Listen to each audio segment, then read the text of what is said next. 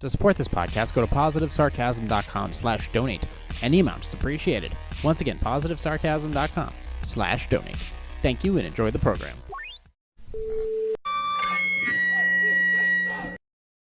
Jay here, positivesarcasm.com, recorded here from the Spare Parts Studio. Like, subscribe, share, donate, positivesarcasm.com/donate. Any amount is appreciated. These episodes are for entertainment purposes only. Speak to a professional, certified professional, if you are having any of these things that I'm going to be talking about. But in the meantime, find me on Instagram at @positive_sarc. Sometimes it's hard to kind of, like I said before, sometimes I just stumble into these episodes and just kind of take my pre-show nap, take my supplement. Then I just kind of hit the button and it's like, am I going to come running out of the gate or am I going to trip and fall on my face? In the meantime, find me on Instagram at @positive_sarcasm. You can hit me up on positivesarcasm.com. You can contact me there. So you can contact me through my Instagram at @positivesarcasm. You can contact me through my website, Positive Sarcasm contact page. Or you can email me directly, positivesarcasm@outlook.com. Like I said, I'm not a certified professional, but I obviously do my best to take care of myself. And I'll start with my health and wellness, because we're going to talk about that, because it's something I saw. I've touched on it before, but I'm going to dive into it again because now it's starting to come full circle. And also the holidays are now here, so people's diets are going to get disrupted a little bit. Well, I mean, to the degree that you allow it to. But it's perfectly understandable, especially if you are in like the wintry areas. I think places where it get a little colder, where I do. You know, obviously the weather is going to change your habits as well. Because I'm not going for walks if it's cold out. I'm not going for jogs if it's cold out. I'm not going outside, period, if it's cold out. Just, you know, depending upon the cold. If it's a little cold and you put on a jacket and you go for a nice wintry stroll, that's one thing. But if it's like 20, you know, if there's 20-mile-an-hour winds, and it's freezing rain, you're probably going to find me in here. I'll be inside doing research. Is it going to make it difficult to go to the gym? It could, depending upon what kind of car you have. Like I said, minor factors here that we're talking about. But I generally I have a cycle that I do on and off, natural cycle. I mean, there are those who utilize their cycles with PEDs or testosterone replacement therapy and things like that, and that's fine. They monitor that generally with their doctors, because they have to monitor their blood and other blood markers and other items, and that helps them cycle on and off depending upon what their preferences are. With me, I use caloric restriction, I use different gym routine, exercise routines, and then I use a system of supplements. But my supplements are more 24/7. So I have brain supplements that I use generally. Right now I'm using, for the podcast, I use a 5-hour energy, eternal energy type of mix to get my heart rate going, give me a little more energy. And then on top of that, I stack it with an Alpha Brain gummy. Right now I'm using the Neuro gummies. I also did enjoy the Force Factor. That was not bad either. Force Factor definitely was not a bad one. Alpha Brain is my ultimate go-to, but for now I'm trying out these Neuro gummies. They taste okay. So that's what I do. But as far as like my nutrition levels, like I have a year-round supplement that I supplement stack that I take, and then I try certain things I throw in. I try something new, like maybe I'll add like a K2 stacker, or I'll add an HT, 5-HTP mood stacker, or something like that. But ultimately, my morning stack consists of vitamin B12, K2 with D3 stacker, a standard vitamin D supplement that's very high, and then I've settled on a mushroom stacker, Reiki mushroom, lion's mane mushroom for memory, and cordyceps mushrooms for energy. And that seems to be, it does not hurt. Doesn't seem, from all the studies that there's out there's no long-term side effects. It's ultimately a side effects, and I mean that in a poor sense, like a negative sense. So all the things that I'm taking, I've felt ultimately very good. I mean, the best supplement that I could honestly use lately is just rest, sleep. And I'm trying to determine when the hell I'm going to actually like really just let my body kind of rest. But my problem with that is when my body rests, like I don't do any gym or anything, I get really, really stiff. And I also have this brain where I need output, but I do need rest. That's my biggest fight in my nutritional life is rest.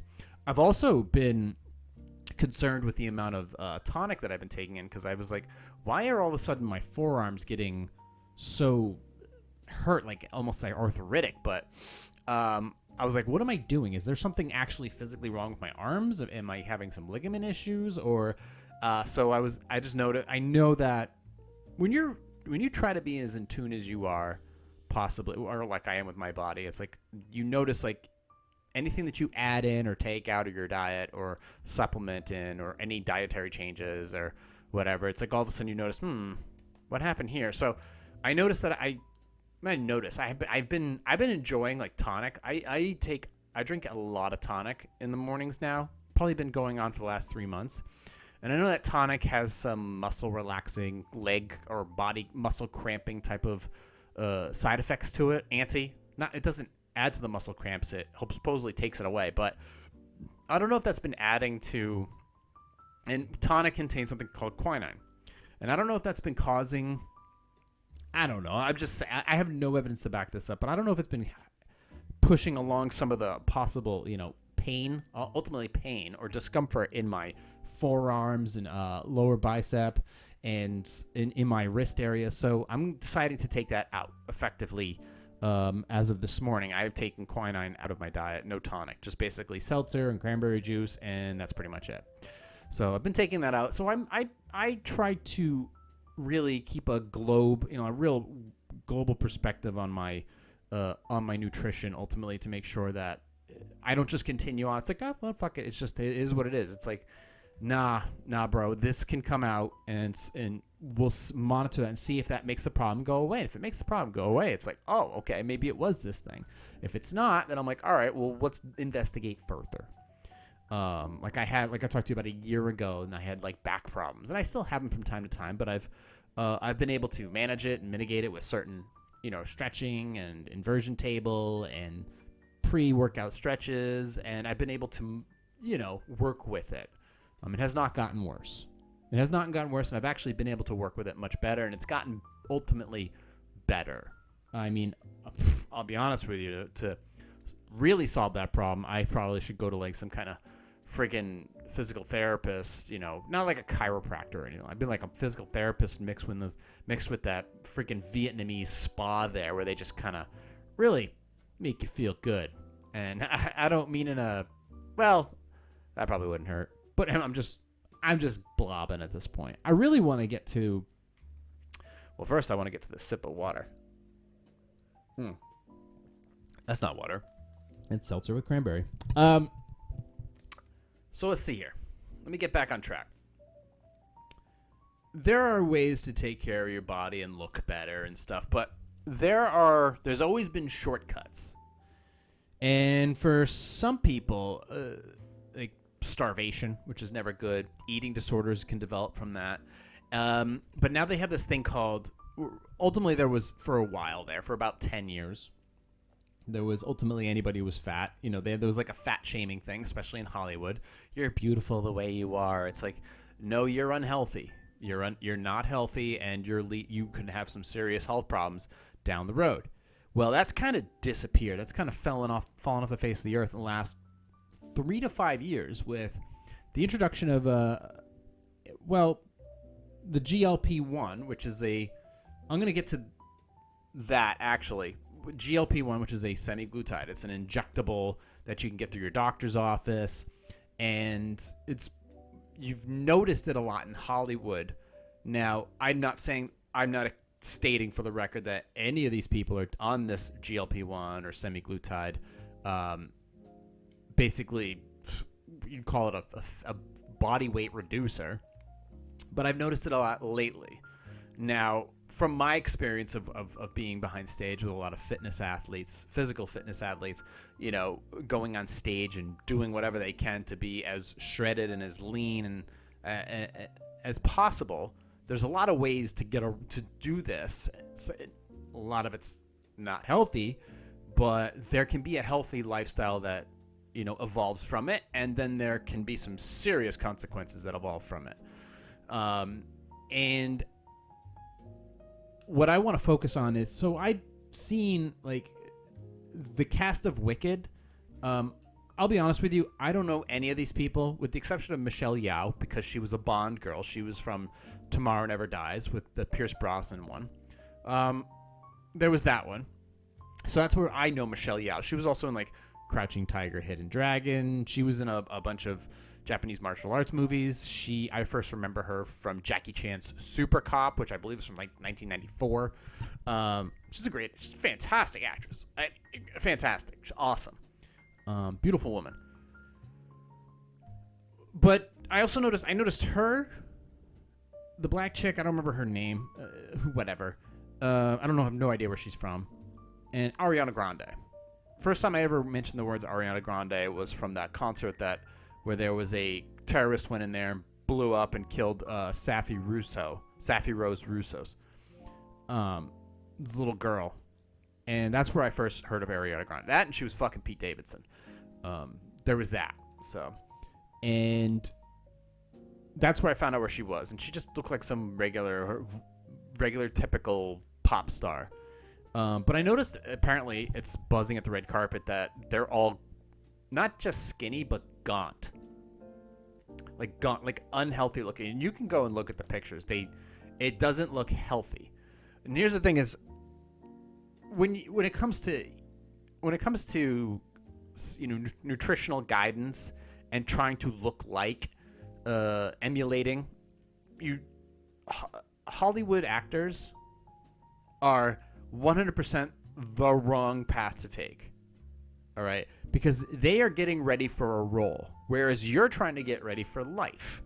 So when you see guys like that dude who plays Jack Reacher, or Dwayne Johnson, or Zac Efron,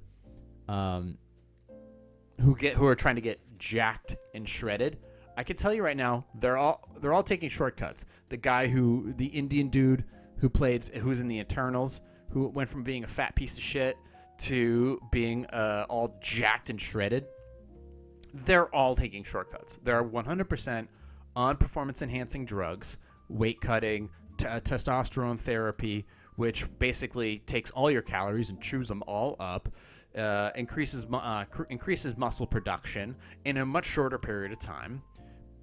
Now, if you want to do that, good on you. I'm not asking you to be a role model. I never ask, who am I to ask? I'm never asking anybody from, Hollywood, essentially, to be a role model for anybody. All right? But I am asking you not to lie to me. If you're taking shit, talk about it. All right? Because when you say what you're taking, and then first of all, they're taking this stuff. They are 100% taking this stuff.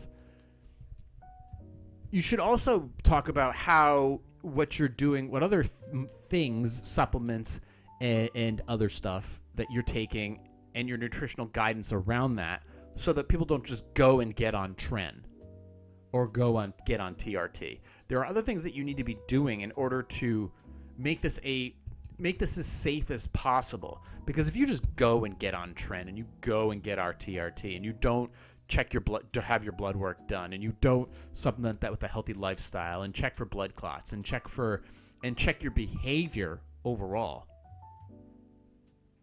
you're going to run into some serious health consequences. Because as a former member of the competitive fitness industry, all right, there's been those people, a lot of them cut their lives in half.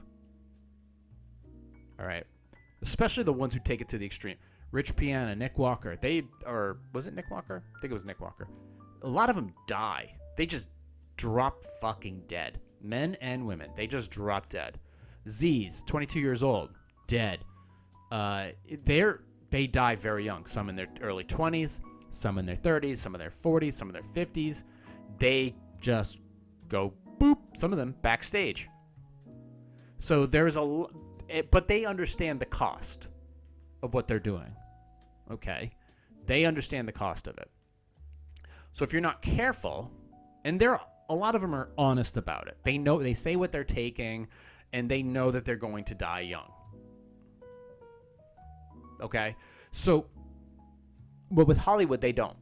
They don't say anything. Nope, did it naturally, healthy lifestyle, nutritional guidance, and it's like, nah, bro, that's bullshit. You're getting ready for a role. Now, some of them do it. They get ready for a role, and they're trying to look unhealthy. Perfect example is somebody like Christian Bale. Christian Bale, who played the role, he played Dick Cheney, who was a fat piece of shit who just died. Good fucking riddance. And then he also played.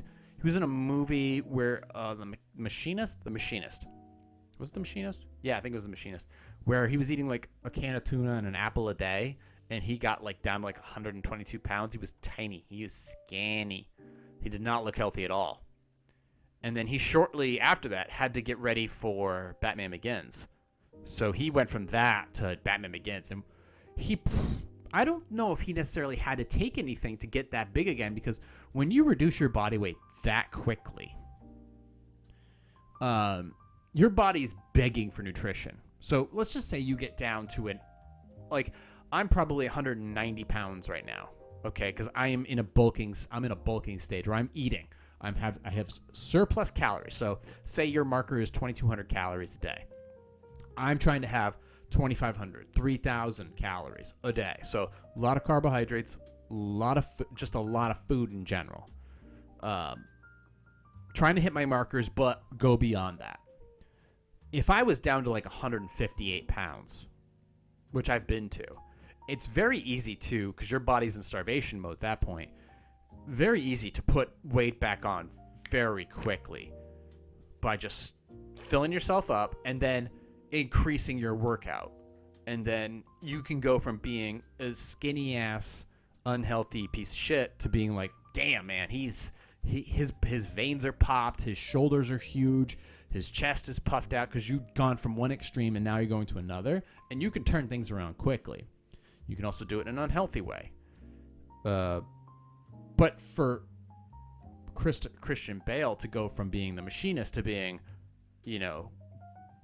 a very iconic Batman, to make that turnaround, if he basically changes, he has access to great supplements, great trainers, great nutrition, and he doesn't necessarily, in that role, have to take anything that would be, synthetic or performance enhancing. He doesn't have to. He doesn't have to get on any peptides or whatever. He just goes from being disgusting to being jacked. And you just do that through excessive calories and a rigorous workout routine. And that's it. Now, if you take something like Alan Richardson, I think his name is, who is Jack Reacher right now, and he looks like he's 1 billion fucking pounds, and it's all lean muscle, or Dwayne The Rock Johnson, who's been a monster his entire professional career, that is 100% the use of performance-enhancing drugs, in my opinion, based on what I've seen backstage. 100%. And they also have access to great nutritionists and doctors who know how to check their blood markers and things like that, and they get really good. They have really good sources for their PEDs, or they get their TRT directly from their doctor. It's just how it is.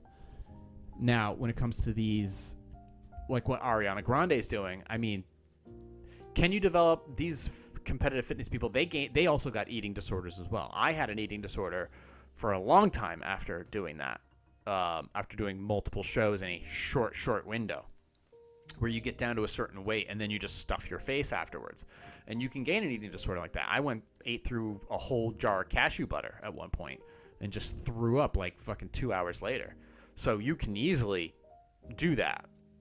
Now, I'm talking about the extreme leanness I'm seeing from people like Ariana Grande and Michelle Yeoh and a lot of the celebrities who are hitting the red carpet.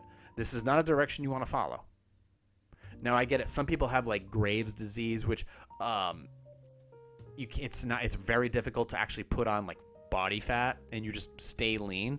Now, I'm not really going to dive into that too much, but apparently with Graves' disease, you can be jacked and shredded, and apparently it's easier from what I understand. I'd have to look into it more, but I'm not really focused on that. But Hollywood's always managed to take shortcuts.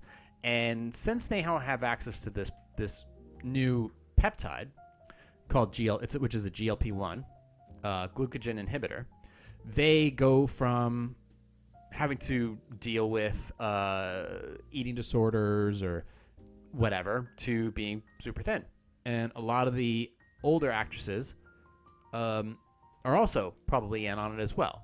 Now, I'm not going to point to whom, but I know that I see a lot of them, a lot of the older ones, some of my faves, who are definitely super lean and not healthy. Now, obviously, when you get older, a lot of like competitive fitness athletes, when they're younger, there's more collagen in their body. So, they have their butts are higher, their breasts are higher, their cheeks are higher.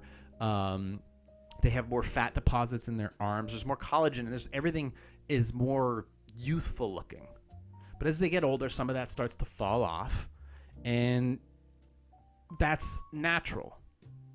But here's the thing: is when you look at the difference between people who get on stage when they're younger versus when they're older, it's easier for the older ones to look a lot leaner because they've been doing it for a long time. So their body's used to like burning that fat off, and they look super lean. And it's just not natural for them to be able to do it. So there's a whole mess of ways you can go about getting that lean. And a lot of them aren't good. But what I'm seeing from Ariana Grande is she looks gone. She does not look healthy. Is it because of a semaglutide she's taking? I don't know. I don't think so. She's still very young. So I would just chalk it up to probably an eating disorder, which is also common in Hollywood. She is acting slightly erratic, overly emotional, and that can be contributed to a lot of things. One, being a bullshit artist. Two, having eating problems. Three, a lot of things. But just looking faintly. So, I mean, I could show you pictures all day long, but you can look and see for yourself. Now, my concern is ultimately a lot of them having access to, because anybody can have access to an eating disorder, but if you can kind of eat what you want or eat as much as your drugs allow you to, is semaglutides or GLP, or as you know it, you may also know it as Wegovy, you may also know it as Ozempic. Now that Hollywood has access to it, just another pill, essentially. It's not a pill, it's an injectable, but essentially another drug you can take that's easy and makes you look good on the carpet. So, what is an Ozempic? Well, I have some information for you. So it is a glucagon-like peptide. There's been a lot of talk about peptides. So, unfortunately, some of the good ones are being banned, whereas the ones you can make a lot of money off of. So, a GLP-1 is a hormone that naturally produced in the small intestine in response to eating, which helps regulate blood sugar, digestion, and appetite. A GLP-1 receptor agonists, 1RAs, is a medication that mimics this hormone's natural effects. They work by triggering insulin release from the pancreas. In a pancreas, by the way, is one organ you don't want to fuck with, is a glucose-dependent manner. It triggers insulin release from the pancreas in a glucose-dependent manner, which helps lower blood sugar levels. Simultaneously, they suppress the secretion of glucagon, a hormone that raises blood sugar, thereby preventing excessive glucose from entering the bloodstream. Now, can you lower your blood sugar? Yes, you can. Naturally? Yes, absolutely. Depending upon how you eat, what supplements you take, and your cardio and workout levels. Now, is glucose good for you? Yeah, it absolutely. It helps build muscle. It helps maintain your mood. It can do a lot of good things. It's part of your body. for a reason. Your pancreas is designed to release it. Now, too much, obviously, is going to trigger some serious adverse side effects. So now that's what this peptide is doing. Not what this peptide is. That's what this drug is doing. It's triggering a response from the pancreas, which is for me the scariest organ to mess with. Okay. It's the scariest one to mess with. It scares the hell out of me, which is why I always, come January, February, I start cycling off of glucose-inducing heavy foods, breads, pastas, things like that. I start coming off that quick, and I give my pancreas a fucking rest. I give my intestines a rest. My body needs to relax and start to lean out and start pulling all the glycogen storages out of its muscles and just start naturally getting leaner so the inflammation goes away.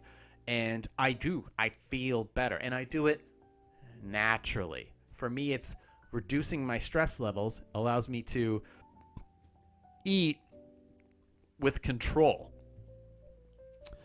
As far as the drug goes, these drugs, they slow gastric emptying, the process by which food leaves the stomach, which helps regulate the rate at which glucose is absorbed into the blood and contributes to a prolonged feeling of fullness. This effect is mediated through the activation of a GLP-1 receptor in the brain, particularly in the hypothalamus, which regulates food intake and satiety. By binding these receptors, the GLP-1 RAs reduce hunger, decrease appetite, lower the preference for high-calorie foods, and reduce food cravings. So now this drug it's playing with the pancreas, the intestines, and the brain all at the same time, because your stomach and your brain are connected.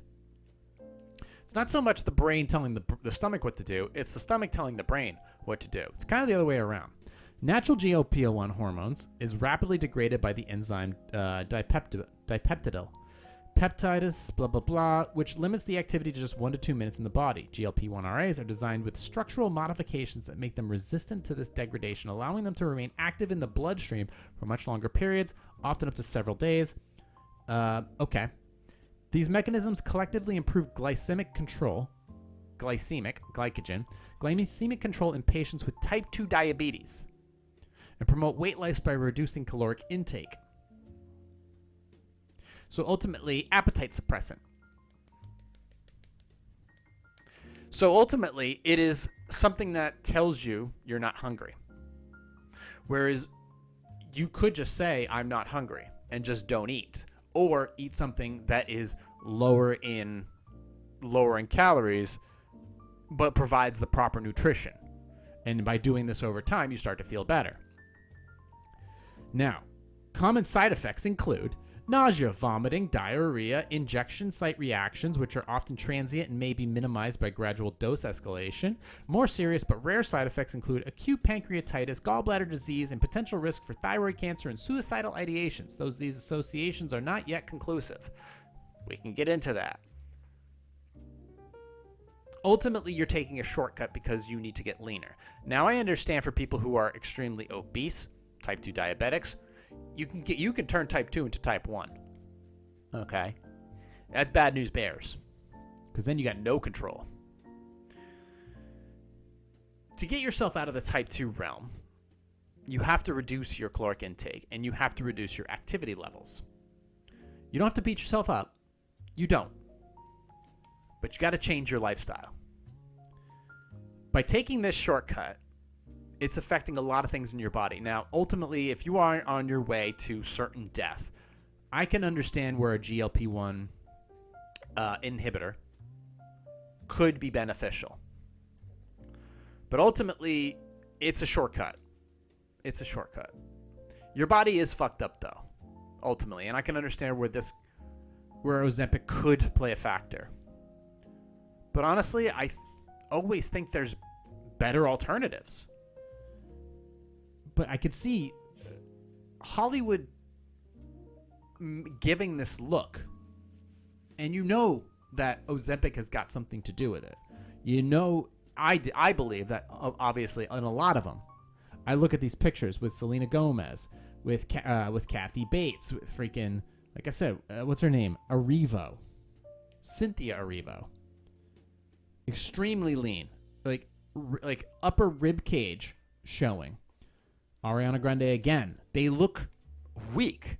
They look weak. Like you could just grab them by the arm and drag them down the street with no resistance whatsoever. They are small people though. Just remember, like, these women are tiny. We're talking like 4'11", 5'1". They're small people.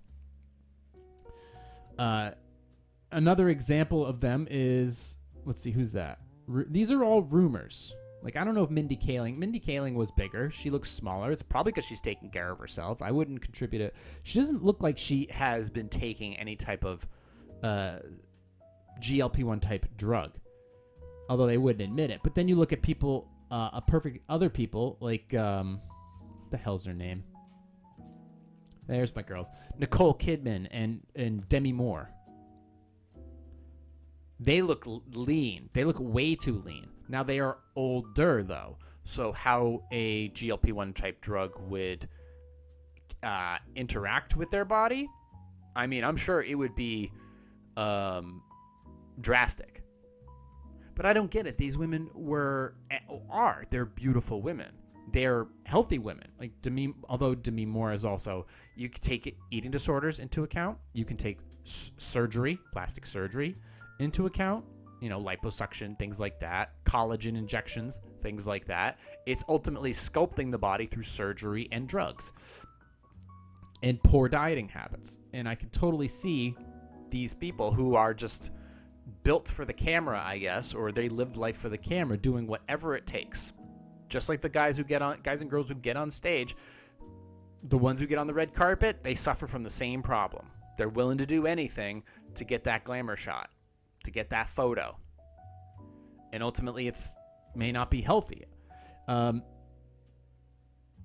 My concern, though, is now with the pairing of these photo ops and this new medication where everybody's taking it,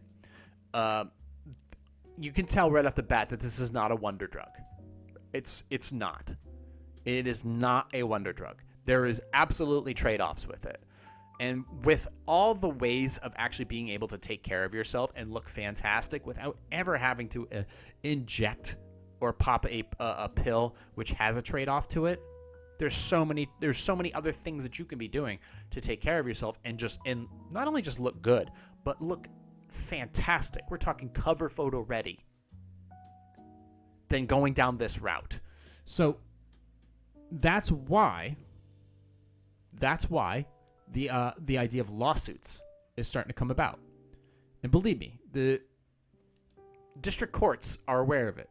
The Supreme Court, there's a lot of official documentation and class action lawsuits out there right now.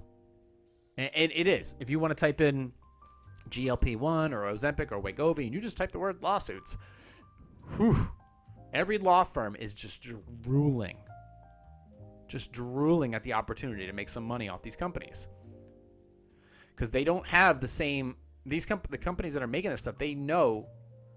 Well, if they have these, I'm sure these companies have these conversations where basically it's like, okay, we're going to introduce this drug.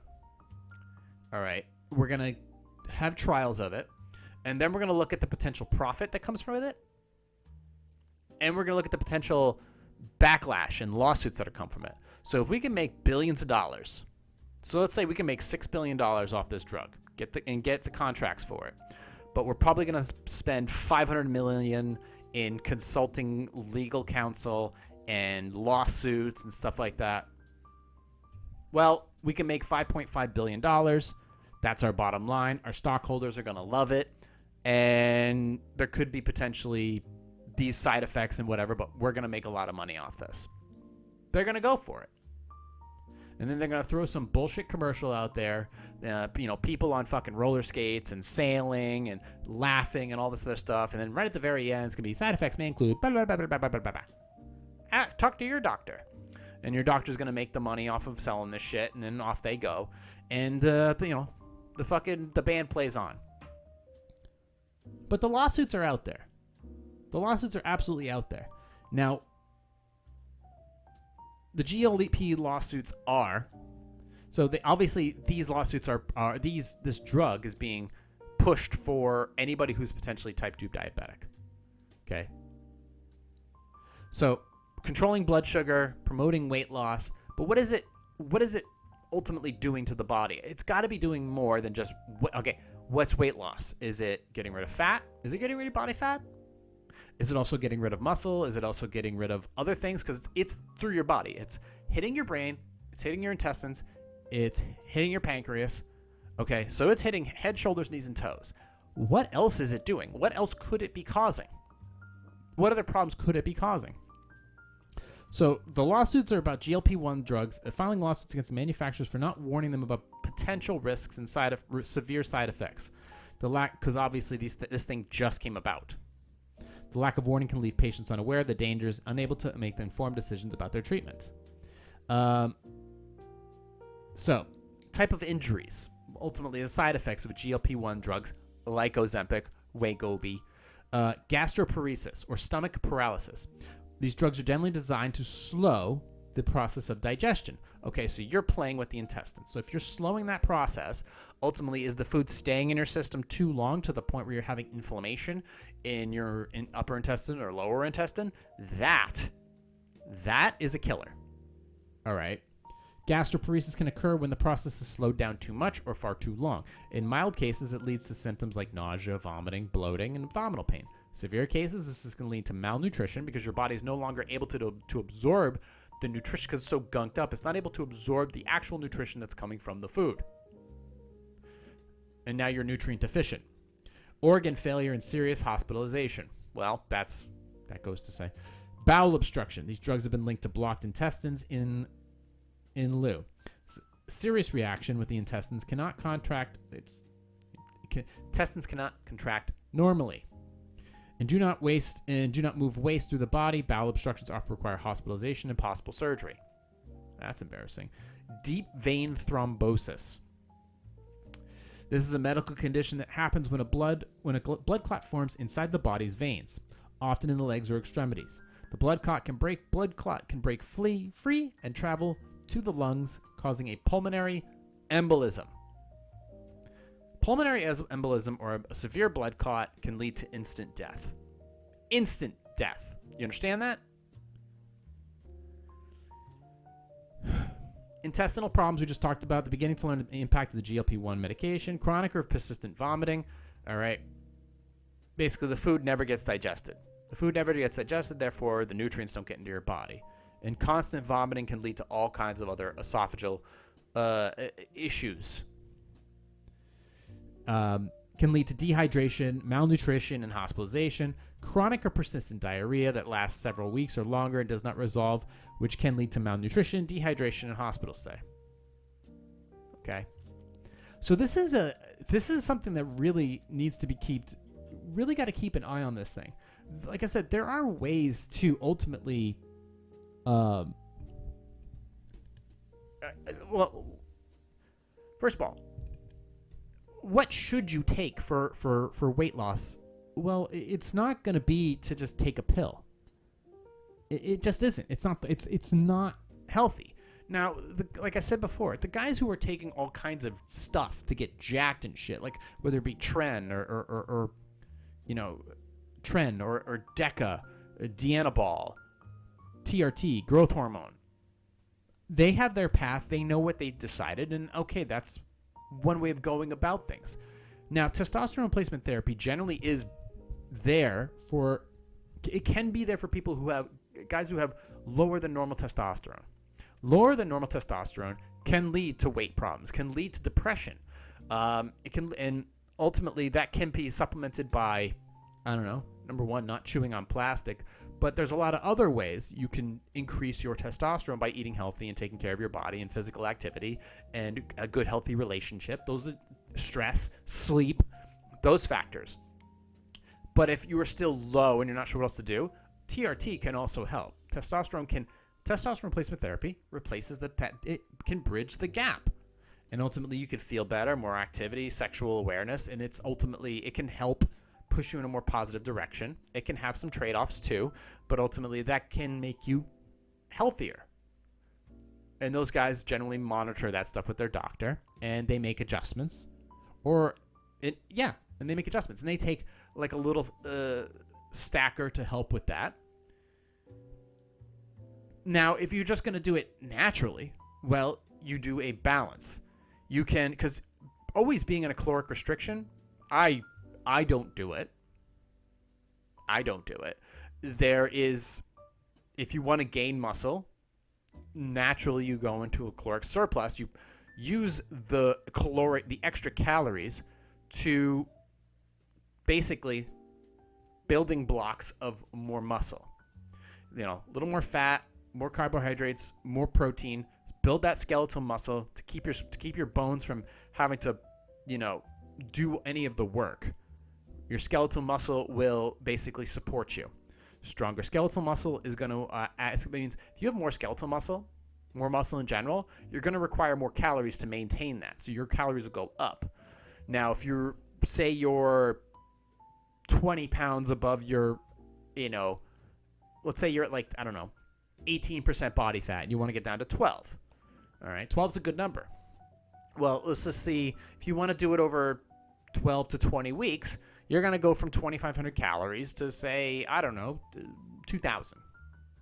And you can go for a 100-calorie walk in the morning, and then you can do that over the period on no food, nothing that would ultimately bump up your glucose, your glycogen, because that's disturbed by heavy amounts of fat, carbohydrates, protein. That will send your glycogen into a small spike.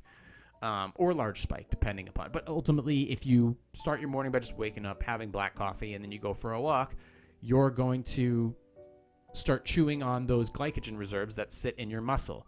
And once you do that, then your body's like, I don't have any glycogen left. Where do I get energy stores from? Well, because it's either going to, depending upon how much strain you're putting on your body, it will either try to eat muscle, or if you're just relaxing going for a walk, it's going to start pulling body fat. And that's how you just stay in a caloric restriction. If you end your day in a caloric restriction or on your maintenance level, and you've already burned 100 calories in the morning, and you go on proceed to eat 2,000 calories during the day, you've already burned 100 calories, and you're at your maintenance level, you're gonna lower your body fat a little bit. And you do that for 15 to 20 weeks, and work out during the day, little cardio in the morning, work out during the day 4 or 5 days a week. And you'll slowly, gradually, and healthily reduce your body fat. You can do it that way. Takes you about 3 months. 4, 8, 12, 16. You can do 4 months of it naturally. And then through the summertime, you're going to look good. Now, you don't have to stay in this caloric restriction every single day. Every couple weeks, you can go ahead and have some Chinese food or something like that. And you can go about that route. And you're not going to experience any health side effects. And you can take supplements to offset any maybe brain fog you have from that caloric restriction. And there's a lot of them. Like I said, you can take Alpha Brain, you can take Force Factor, you can take Neuro One, you can take Lion's Mane. There's a lot of brain pills that you can take that are healthy for you that you can take whether you're on a caloric restriction or not. You can do that. Now, I'm not talking about ketogenic diets or medieval diet or the medieval diets or Mediterranean diets. I'm just talking about caloric restriction in general. And you can do that without having to go on these GLP-1s. To me, the GLP-1 seems like it's another tool in the Hollywood garage that they use to look good on the red carpet. And they don't say anything about it. And obviously and you pair that with, some of their natural eating disorders and all the surgery that they get and the collagen injections and this, that, and the other thing. And it's not real. It's not real. And I would obviously believe from everything I'm seeing here, and there's also other reports of, first of all, side effects. Blindness is starting to become a major topic with taking these GLP-1s. Because it's, like I said, like I told you, head, shoulders, knees, and toes. It's a drug that's touching basically every part of the body. It's touching the pancreas. It's touching the intestines. It's touching the brain. Obviously, if it's getting through your bloodstream, it's going to attack every part of the body. Deep vein thrombosis leading to blood clots? Shit's going to kill you. So is it worth it to even take this stuff? Or is it just anything you can do to look good on, if you're not on the red carpet, on Instagram? To me, it's not worth it. To me, it's not worth it. Somebody who knows how to go through the rhythm of going up in weight and coming down in weight. And I've proven that, even at the ripe old age of 42, that I still got it in me. And I've had an eating disorder before, a couple times. But they were short stints, and I understood that it wasn't healthy for me, and I adapted a rhythm. And I ultimately, for little mental exercises, I don't keep a lot of crap in the house. And even in 2026, I'm definitely going to be focusing on having a stronger weight loss come February, a more strict regimen. Because last year it wasn't bad, but I could have done so much better. But I think in 2026, there's a lot to look forward to as far as caloric restriction, as far as my health, and getting down to a really, really like lean but still strong. And what is we're talking like the low 170 something pounds. When I'm down there, I'm lean, but ultimately doing it in a way that doesn't require any performance enhancing drugs, doesn't require a GLP-1, which I would never fucking take, because I will never ever put myself in a position where I would require something like that. And quite frankly, it's just another tool in the Hollywood shed that they're going to use to make themselves look glamorous. They don't look good. Whatever's happening to Ariana Grande, Cynthia Erivo, Michelle Yeoh, Demi Moore, Nicole Kidman, they don't look good. They don't look healthy. Quite frankly, all of them, they could use an extra 10 pounds. They would look better. And you don't have to take collagen injections. You can get collagen powder. You can get collagen cream for your coffee. It's everywhere. And there are other things that you can take as far as like muscle recovery and muscle healthiness and intestinal healthiness. And there's just better ways of doing it than dealing with this thing that's ultimately probably going to kill a lot of people or cause some permanent injury like blindness. And as a non-practicing, non-licensed physician who has absolutely no certifications whatsoever in any of this shit, unless you're on death's door leaning on type 1 diabetes, I think there's better alternatives of getting healthier than just getting on an injectable shot. Because I think if it's doctor-driven, I think your doctor, once again, is steering you down the wrong path. You can find me on Instagram at positive_sarcasm. You can hit me up through my website, positivesarcasm.com. Just go to the contact page, blah, blah, blah, blah, and be like that, especially if you're a doctor. Tell me why I'm wrong.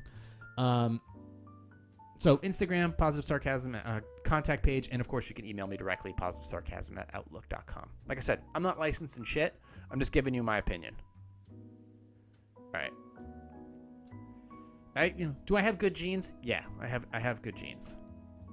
But just remember, I'm definitely paying attention to how I operate and how I take care of myself, and you could do the same. So don't blame me. In the meantime, thank you for listening, watching, and subscribing. You can find me anywhere where podcasts are available. Spotify, iHeartRadio, TuneIn, Podcast Addict, anywhere where podcasts are downloadable through an RSS feed. Of course, also downloadable and streamable from my own website, positivesarcasm.com. Apple Podcasts as well. Officially back on there. If you want to watch this podcast, it's available on Rumble at Positive Sarcasm, and of course, YouTube, Positive Sarcasm Podcast. Thank you for listening, watching, and subscribing, and I'll catch y'all next week. Recorded here from the Spare Parts Studio alongside New Hampshire's beautiful seacoast. For entertainment purposes only, this has been a Positive Sarcasm presentation.